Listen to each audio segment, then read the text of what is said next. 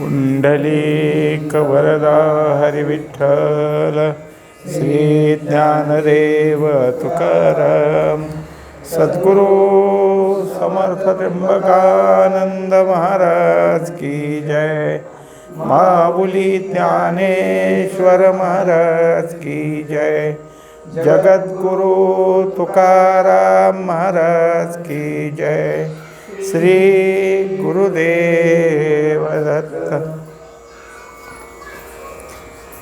मृगजळाची गातळी ती दिठी दुरुनीची निहाळी, वाचोनी तेने पाणीये साळी केळी लाविसी काही। ही 222वी ओवी आहे। चालू विषय 15व्या अध्यायातील 3रा श्लोक आहे। त्यामध्ये हा संसार नावाचा वृक्ष, त्याला कोणतं रूप किंवा त्याला कुठली स्थिती नाही हे सांगतात। ते सांगत असताना तो कसा मिथ्या आहे या सगळ्या गोष्टी आत्तापर्यंत सांगितल्या। आपल्याला आता समोर हा सगळा संसार दिसत असला तरी तो आहे तसाच राहतो असं नाही, वर त्याच्या ठिकाणी बदल असतो। म्हणून क्षणाक्षणाला जो बदलतो आहे त्याला कोणती स्थिती सांगायची? मग आत्ता असा आहे म्हणूस तर पुन्हा आहे जसं ढग आता अमक्या आकाराचा दिसतो म्हणेपर्यंत तो आकार बदलतो, पुन्हा तो आकार बदलतो। क्षणाक्षणाला जसा त्याचा आकार बदलतो तसं हे सगळंच आकारी क्षणाला बदलत असतं। काही वेळेला काय आहे की काही आकार आपल्या ठिकाणी बदललेत हे लवकर लक्षात येत नाही, पण ते बदलतात। काही वेळेला आतले आत बदल असतात, काही स्थूलामध्ये जरा उशिरा आणि अंतरंगामध्ये सूक्ष्मामध्ये जास्त लवकर बदलतं। असं सतत बदलणं ज्यांच्या ठिकाणी आहे असा हा संसार, म्हणून मग त्यांना न उपलभ्यते म्हणजे तो काही आहे उपलब्ध किंवा स्थिती आहे त्याला असं काही नाही, हे सगळं वर्णन चाललं। आता त्याच्यासाठी ही ओवी अशी आहे की जसं मृगजळ आहे ते कसं असतं तर दृष्टीनेच फक्त दिसतं, म्हणजे भासमान पाणी। एक प्रकारे उष्णतेच्या झळया ज्या काही वाहू लागलेल्या आहेत त्या उखर भूमीहून जास्त पळतात। अशा वेळेस तिथं काय आहे की पाणी आहे, पाण्यावरच्या ह्या लाटा आहेत असं जास्त करून वाटतं ते हरणाला, म्हणून त्याला मृगजळ नाव दिलं। मृगाचं नाव द्यायला तेच जास्त फसतात। मनुष्याला सुद्धा भासतं आणि पण लक्षात येतं।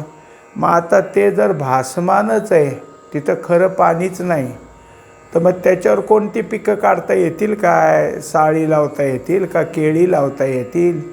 यांना खरं पाणी पाहिजे असतं। असं मृगजळाचं खोट्या पाण्याने पिकं कशी येतील?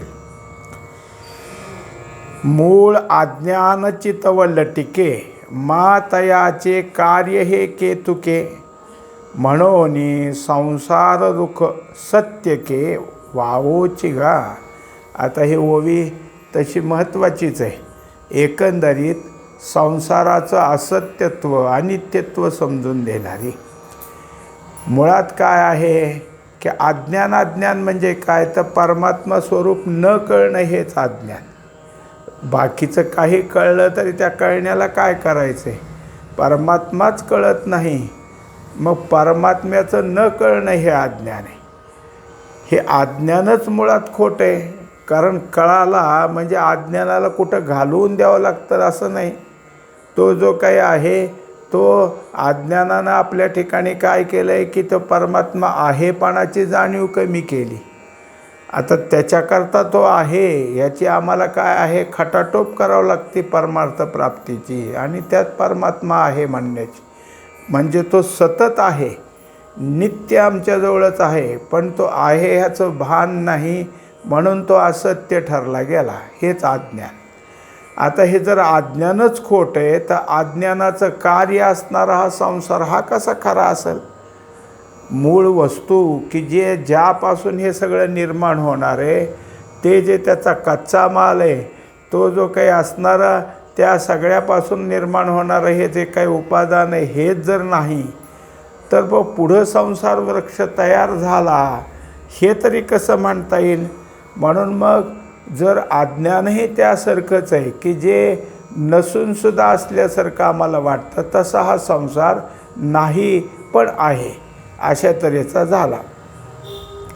आणि अंतु यया नाही ऐसे बोलिजे जे काही तेची साचची पाही परी एकी. आता एक शब्द संपला, त्याला जे काही सांगून द्यायचं होतं ते व्याख्या पूर्ण केल्या.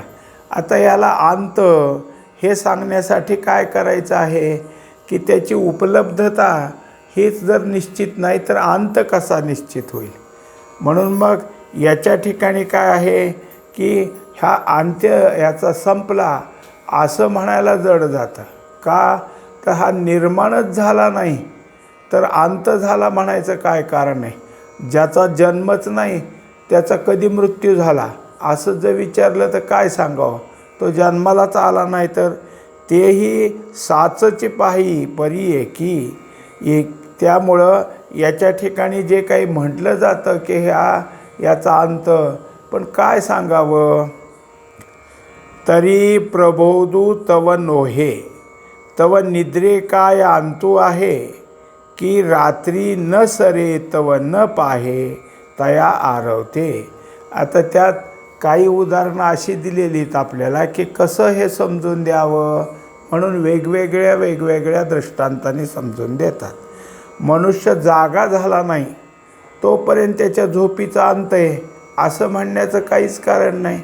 तो जो काही आहे तो झोपलेलाच आहे आणि जोपर्यंत जागा झाला नाही तोपर्यंत त्याची झोप असणारच आहे. मग काय असतं की मनुष्याला जागं व्हायचंच असेल तर मग काय आहे की गजर लावून ठेवावा लागतो.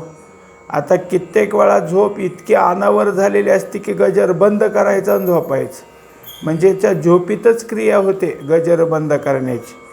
आणि कित्येकदा अशी झोप आता नाही आता उठायचं आहे म्हणायचं आणि पुन्हा झोपायचं, म्हणजेच काय झालं, झोप पुरी झाली नाही, मग तो काय आहे जागा झाला नाही. जागा झाला नाही तेव्हा त्याची झोप जी आहे ती पूर्ण झाली किंवा झोपेचा अंत झाला आहे कसं म्हणता येईल? आता त्याप्रमाणे रात्रच संपली नाही तर दिवस आला हे तरी काय? कारण रात्र संपल्याशिवाय दिवस येत नाही आणि दिवस संपल्याशिवाय रात्र होत नाही. मग ह्यातलं जे काय अजून रात्रच आहे ती रात्र आहेच आहे. तोपर्यंत काय एखाद्या माणसाला काय आहे, काही त्याला वेळ समजून यायला काहीच नाही, घड्याळ नाही त्याच्याजवळ, दुसरं काही नाही. आणि रात्री निम्म्या रात्री म्हणजे मध्यरात्री त्याला असं वाटलं की आता संपलं आहे, आता पहाट झाली, आत्ता उजाडल असं म्हणत तो किती वेळा म्हटला तर लगेच कसं उजाडल, कारण आत्ता मध्यरात्रीच येतो. मग जेव्हा उजाडायची वेळ येते तेव्हा तोपर्यंत रात्रच राहणार. तैसे जव पार्था विवेकू नुधवी माथा तव अंतू नाही अश्वत्था भवरूपाया. एकंदरीत हा जो काही आहे तो संसार वृक्ष नाहीपणाला किंवा झालाच नाही असं म्हणायला आमच्याजवळ विवेक यावा लागतो. विवेकानं विचारानंच आमच्या ठिकाणी हे सगळं काय आहे की नाहीपणात जाईल. जोपर्यंत विचार आलेला नाही तोपर्यंत हा जो काही संसार आहे आमच्या पुढं भासलेला त्या भासातल्याच विचारात आम्ही आहोत. आता माणूस म्हणतो आम्ही काही संसारात न विचारता करतो काय, विचार करूनच सगळी कामं करतो. पण हे जे विचार करणं आहे हे कशातलं आहे? हे न विचारातलंच आहे. मग जोपर्यंत तुमच्या ठिकाणी विचार कोणता तर विवेक, हा विचार जोपर्यंत येणार नाही तोपर्यंत हा जो काही असणारा अश्वत्थ वृक्ष आहे याच्या ठिकाणी अंत नाही. म्हणजेच हा कसा आहे तर भवरूपा, म्हणजे आत्ता दिसतोय जसं सूर्य आहे आणि सूर्याला काय आहे कुठं आहे पाहण्याकरता आपण काय केलं, काहीतरी एक असे काठी रोवली आणि मग त्या काठीची सावली कुठं पडली, तिची बरोबर वरच्या टोकाला खून केली जमिनीवर, जिथपर्यंत सावली आहे तिथपर्यंत. 1-2 क्षणानंतर पाहिलं तर काय होईल, लगेच सूर्यवर आला तर ती सावली मागं सरकल्यासारखी वाटेल. परत थोड्या वेळाने पाहिलं तर आणखीन मागं, म्हणजे क्षणाक्षणाला मागं सरकते. आणि एक वेळ अशी येईल की सूर्य माथ्यावर आल्यावर ह्या काठीची सावली आहे की नाही, म्हणजेच काय झालं की तो क्षणाक्षणात बदलतोय. हे जसं आहे तसं हा बदलतोय आणि ह्याचा सतत बदल आहे, म्हणून ह्याचं नाव भव. हा सारखा काय आहे, स्थिर नाही. मग हा भव, असा हा भवरूप असणारा संसार म्हणजेच अश्वत्थ वृक्ष, याचा अंत कधी तर विवेकानं होईल. वाजते वारे निवांत, जवन राहे जेथीचे तेथ, तव तरंगता अनंत म्हणावीची की. आता त्याच्यावर जेवढ्या काही समुद्रावर लाटा येत असतात, त्या लाटा समुद्राला वाटलं खेळावं म्हणून निघाल्या असं नाही, वाऱ्यामुळे येतात. आणि हा वारा जोपर्यंत शांत राहणार नाही तोपर्यंत लाट फिरणारच. जितका वारा जोराचा तितक्या लाटा मोठमोठ्या, जितका तो हळूहळू तितकी लाट त्या पद्धतीची. आणि जर वारा पूर्ण शांत झाला तरच मात्र त्या समुद्रावर लाटा उठणार नाहीत. त्यामुळं काय आहे की मनुष्य माहीत नाही, एखादा नौखाच आहे आणि त्या ठिकाणी प्रवासाला गेला आणि समुद्राच्या किनारी झोपला रात्री, त्याला माहीत नाही इकडं समुद्र आहे म्हणून, पण तरी त्याला कळते की समुद्र आहे. कारण त्याचा जो गाज आहे म्हणजे आवाज जो असतो तो लक्षात येतो. कारण रात्री हवा सुटली की त्याच्या लाटा ज्या येऊन कडेला आपटतात त्याचा आवाज येतोच, म्हणजे त्याचं अस्तित्व त्याला लक्षात येईल किंवा समजून जाईल तो. पण हे सगळं वारा असला तर, वाराच थांबला तर लाट उठत नाही.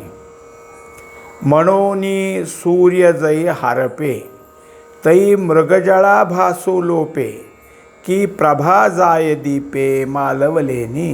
त्याप्रमाणे सूर्य आहे आणि सूर्याचं सुद्धा अगदी काय रखरखीत ऊन निर्माण झालं तरच मृगजळाचा भास होतो. आता सूर्यच नाही तर मृगजळ कुठून भासेल? मृगजळ असण्याचं रात्रीच्याला दाखवा बरं कसं असतं मृगजळ, असं जर कोणी म्हटलं तर कसं दाखवता येईल? आणि एकदा का दिवा मालवला, दिवा विझवला की त्याची प्रभा म्हणजे उजेड आपोआपच नाहीसा होतो. तैसे मूळ अविद्या खाये, ते अज्ञान जई उभे होये, तैची यया अंतू आहे एरवी नाही. याप्रमाणे अज्ञानाची जशी मग अगोदरची एक ओवी झाली तसंच ही अविद्या, अज्ञान अविद्या एकार्थवाची नाव आहेत. त्याच्या ठिकाणी अविद्या जायची असेल तर आपल्याला विद्या म्हणजे ज्ञानच यावं लागतं. आणि एकदा का ज्ञान आलं मग ज्ञान कोणतं यावं लागल? ज्ञान म्हणजे कोणतं ज्ञान? तर हे जे काही वर दाखवलेलं मूळ आहे तेच एक आहे. त्या मुळापासून कुठा वृक्ष निर्माण झाला हे नाहीच, म्हणजे परमात्माच एक आहे असं ज्ञान झालं तर मग मात्र ही अविद्या निघून जाईल. जोपर्यंत ज्ञान होत नाही तोपर्यंत अज्ञान आहे, आणि अज्ञान आहे तोपर्यंत अविद्येचा प्रकोप आहेच. मग ते आपल्याला काय करते की जे जे काही तिचे असतील खेळ ते समोर समोर दाखवतच असते. म्हणून एकदा ज्ञान झालं अविद्या गेली, अविद्या गेली की ज्याला आम्ही आहे आहे म्हणत होतो त्याचा अंत झाला. तेवीच हा अनादी, आळशी ही आथी शाब्दी, तो आळू नोहे निरोधी, बोलतया. एकंदरीत काय आहे की आता अंत शब्द झाला. आता दुसरा शब्द कोणता निर्माण पुढं घेतलेला आहे तर अनादी. अंत सांगितला की ज्याचं काही नाहीच त्याचा अंत काय सांगायचा. आता अनादी हे शब्द सांगत असताना त्याने असं दाखवून दिलं की ही काय आहे, आमच्याकडं बोलण्याची पद्धत आहे. कोणती पद्धत आहे? अनादी. कशाला? ह्या असलेल्या संसाराला अनादी म्हणायची पद्धत आहे. म्हणजे आमच्यातली ही शब्दभाषा इतकी रूढ झालेली की त्याला आम्ही अनादी अनादी असं सारखं म्हणतच असतो. आता हा सगळा जो काही आहे हा शब्द काय आहे की त्याच्यावर निष्करण घेतलेला आळच आहे. कशावर? ह्या अनादीपणा लादल्याचा. एकंदरीत ते फक्त बोलायपुरतंच आहे. नाही तर याच्या ठिकाणी आता जसं अंत नाही, जसं जन्मालाच आला नाही किंवा याचं कुठं काय आहे निर्मितीच नाही, तर म्हणजे मग कधी कुठून निर्माण झाला ह्याची परंपरा सांगता येत नाही. एखादा काय मनुष्य आहे तर यांचं वय अमुक अमुक आहे किंवा अगदी व्यवस्थित सांगितलं ह्यांचं इतके वर्ष, इतके महिने, इतके दिवस, आपण त्याची जन्मतारीख आणि जन्म वेळ माहीत होती म्हणून. जो जन्मालाच आला नाही त्याचं हे कसं सांगावं? तसा हा अनादी शब्द कसा लागू पडेल? जे संसार वृक्षाच्या ठाई साचोकार तव नाही, मा नाही तया आधी काही कोण होईल. आता त्याच्याकरता हा संसार वृक्ष जो आहे त्याच्यात मुळात सत्यपणा नाही. तो आहे असं जे म्हणायचं आहे ते भासातूनच दिसतंय. आमच्या ठिकाणी त्याला काय भासलं म्हणून ते आहे. वास्तविक त्याच्या ठिकाणी आहे हा शब्दच लागू पडत नाही. तर मग त्याचं आधी सांगायचं काय? जी वस्तू आपल्या समोर असली तर मग ही कधीपासून दिसायला लागली? कधी जसं घरात एखादे पाहुणे रावळे आले किंवा शेजारचा माणूस आला, म्हणलं हे नवीनच दिसतंय तुमच्या घरात, कधी घेतलं? मग सांगता येतं की हे घेतलं परवा, घेतलं महिन्यापूर्वी. तसं ह्याच्या ठिकाणी काय कसं सांगावं अनादी? कारण ह्याचा सत्यपणाच नाही, हे मुळातच नाहीपणात आहे. तर मग आधी काय? म्हणोनी जो साच जेथोनी उपजे, तया ते आधी हे साजे, आता नाही चितो म्हणजे कोठोनिया. तेव्हा आत्ता जसं आपण सांगितलं तसंच माऊलीने इथं आपल्याला स्पष्ट करून दिलं की ज्याच्या ठिकाणी उपजणं आहेपणा सांगता येतो, कधीपासून आहे ही त्याची परंपरा सांगता येते, त्याला आधी म्हटलं तर चालेल ना. म्हणजे जसं काय आहे की समोर दिसलेला मुलगा आणि त्याला विचारलं, म्हणले हा तुमचा मुलगा एवढाच आहे का? नाही म्हणले ह्याच्या आधीचा एक आहे. मग आता हे जसं सांगता आलं कारण तो आहे ना, म्हणून हा आहे. याच्या अगोदरचं सांगायला त्याचं आधी पण सांगता आलं. आता याच्या ठिकाणी या जसं त्याचा जन्म झाला, ज्याचा जसा उपज झाला म्हणून त्याला आधी हा शब्द लागू पडतो. आणि इथं तसा कसा लागू पडेल? काय याच्या ठिकाणी सांगायचं आहे? म्हणोनी जन्मे ना आहे तैसिया सांगो कवण माये, या लागी नाहीपणेची होय अनादी हा. तेव्हा आता ह्याचा जन्म झाला हे तर नाहीच, आणि मग आहेपणा कुठून येईल? जन्मालाच आला नाही तर हा आहे असं म्हणायचं कारण नाही. मग आता जे नाही समोरसुद्धा नाही त्याच्यासाठी विचारलं ह्याची आई कोण आहे? असं तर समोरच नाही, मग काय विचारता? तैसिया सांगो कमण माये, ह्याची आई कोण आहे हे काय सांगायचं? म्हणजेच हा समोर जर नाहीच, त्याच्या आहेपणाला कुठं जागा नाही, तर मग हा कोणापासून जन्माला आला असं म्हणायचं कारण नाही. त्याची आई सांगण्याचं नाही. या लागी नाहीपणेची होय अनादी हा. म्हणून हा नाहीच पण अनादी हा त्याच्यावर काय आहे? शब्द रूढ झालेला आहे. हा कसा आता जसं अंत सांगितला तसं अनादी आहे, हेही त्याच्यावर शब्द रूढ झाला आहे. आता जे मुळातच नाही आणि तरीसुद्धा आम्ही त्याला काय करतोय? गृहीत धरतोय, म्हणून त्याला शब्द हा लागू पडतो. वांजेची लेका कैची जन्मपत्रिका, नभी निळी भूमिका हे कल्पू पहा. आता त्याच्यासारखं झालं की जसं वांज म्हणजे तिला मुलगा नाही अशा स्त्रीलाच वांज म्हटलं जातं. आता त्यात जर तिच्या ठिकाणी काहीच नाही, मुलबाळच नाही तिला, तर मग तिला कोणी जरी विचारलं तुम्ही केली का जन्मपत्रिका? म्हणजे कोणाची करता? मग आता जसं तिला मुलबाळच नाही तर जन्मपत्रिका करण्याचा त्याचा काय संबंधच राहत नाही, करताच येत नाही. तसंच आकाशाला निळेपणा हा रंग म्हणजे भासच आहे. हा जो काही रंग आहे ते कल्पना आहे. निळं आकाश दिसतं ते आपल्याला सकाळी असलेल्या वातावरणाने दिसतं दिवसभरात. रात्री कुठे निळेपणा? रात्री आकाशाकडे पाहिलं तर रात्री आकाश निळं दिसत नाही, म्हणजे निळं भासते, निळं आहे, ही कल्पनाच त्याच्यावर लादलेली आहे. व्योम कुसुमाचा पांडवा, कवणे देठ तोडावा, म्हणोनी नाही ऐसिया भवा आधी कैचे. आता त्याच्याकरता एक काय आहे, हे जसं वर की अनादी हा शब्द रूढ झाला आहे सगळ्याच्याच मुखातून, तसं काही बोलायला लागलं म्हणजे मनुष्य काय करतात की एखादी गोष्ट आहे आणि ती कधीच सत्य व्हायची नाही असं जेव्हा असतं तेव्हा आपण काय म्हणतो की आता हे तू म्हणतो ते जर खरं व्हायचं असेल तर ते कधी होईल, आकाशाला फूल येईल तेव्हा. म्हणजे आकाशाला फूल कधी येतच नसतं. मग जर फूलच नाही तर त्याचा देठ तोडावा, फूल तोडावं हे म्हणायला तरी काय वाक्य निर्माण होतं आहे, काहीच नाही. त्याप्रमाणे जो भव हा असणारा वृक्ष किंवा संसार वृक्ष हा नाहीच, मग त्याला आदी शब्द काय उपयोगाचा. जैसे घटाचे नाही पण असतचे असे केले नवीन, तैसा समूळ वृक्ष जाण अनादी हा. आता तसंच इतकी सगळी उदाहरणं दिली. अजून एक आहे, दुसरं उदाहरण कोणतं आता आलं आहे की घट म्हणजे गाडगं म्हणा, खापराची घागर म्हणा, हे अजून निर्माणच केली नाही, केले नवीन. मग ती जे काही केलीच नाही तर त्याचं आहे म्हणायचं काय कारण आहे.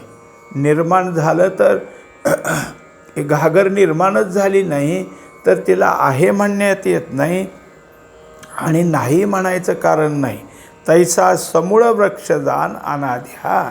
त्याप्रमाणे हा जो काही सांगितलेला आत्तापर्यंत मागच्या श्लोकात जो विस्तार केलेला संसार वृक्ष आहे तो नाही.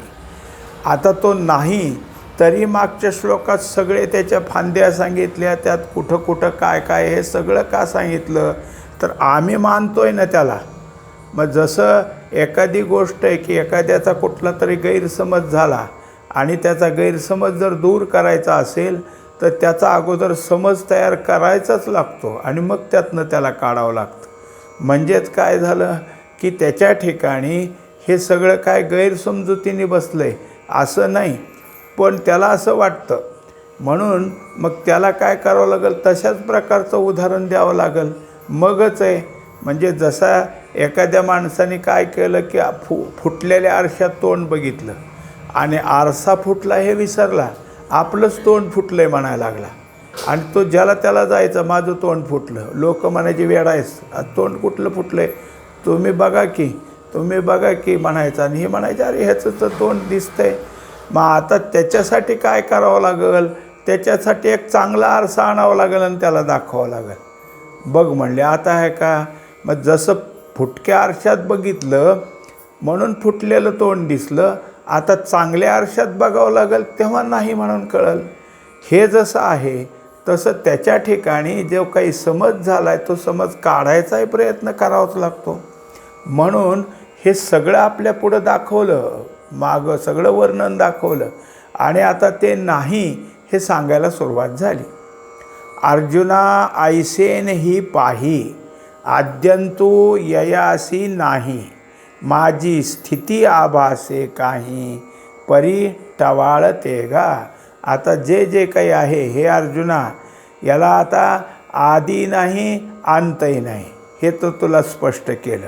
आणि मग तो स्थितीत म्हणजे आता दिसतोय की, पण हा दिसत असला तर हा आभास आहे हे लक्षात ठेव. कारण का याच्या ठिकाणी असलेलं हे आहेपणा, हा आहेपणा सत्यच नाही. मग आपल्या ठिकाणी समोर जे दिसत असतं ते आहे आपल्या नजरेचा भाग येतो. कारण त्याच्या ठिकाणी जसं दिव्याची ज्योत आहे, ती दिव्याची ज्योत आपल्याला तेवते म्हणजे ती पेटलेली असं कळतं आणि चालतोय दिवा. पण असं सांगतात की प्रत्येक त्यातल्या एका थेंबाबरोबर त्या दिव्याची ज्योत पुन्हा निर्माण होती, दुसरा थेंब आल्यानंतर पुन्हा. म्हणजे केशाकर्षणानं त्या वातीतनं जे तेल वर जातं ते एका तेलाच्या थेंबात ती ज्योत गेली की दुसरा. पण इतकं लागोलाग होतं आहे की त्यामुळं आपल्याला ही जी ज्योत आहे ती अखंड आहे असं वाटतं. पण जसं जसं तेल त्याच्यावर वर येतं तसं तसं ते ज्योतीतलं ज्योती पण नव्या नव्यातच जातं. एका थेंबाने संपली ज्योत, दुसऱ्या थेंबाची, त्या थेंबाची संपली, दुसरी आली, असं अखंड आहे. पण हे सगळं होतं आहे हे नाही कळत.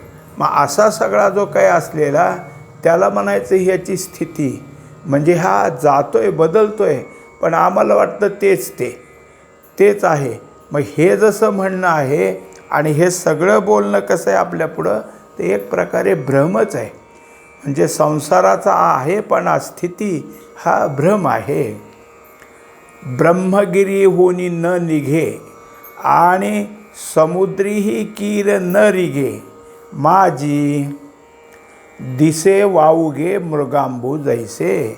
आता त्याला काय केलं, दुसरं एक उदाहरण दिलं की जसं नदी कुठं उगम पावली हे आपण सांगू शकतो, कारण त्या नदीचा उगमाचं स्थान असतं आणि कुठल्या पर्वतावर, कुठल्या भागात, त्या ठिकाणी असलेला कोणता परमात्मा किंवा कोणता देव त्या ठिकाणी अवतारी आहे किंवा काय त्याचं तिथं मंदिर आहे आणि त्याच्या पायथ्यापासून हे निघते, म्हणून मग त्या नदीला त्याप्रमाणे नावं येतात. हे काय होतं, कुठल्याही नदीचं तेच आहे. मग ती नदी समुद्रापर्यंत जात असेल तर समुद्रापर्यंत जाऊन मिळते. एखादी उपनदी असेल तिच्या उगमापासून निघते खरं, पण मध्ये असलेल्या कोणत्या तरी मोठ्या नदीला जाऊन मिळते. पण कुठलीही नदी उगम पावली तर दुसऱ्या नदीच्या मदतीने की समुद्रालाच जाते ना.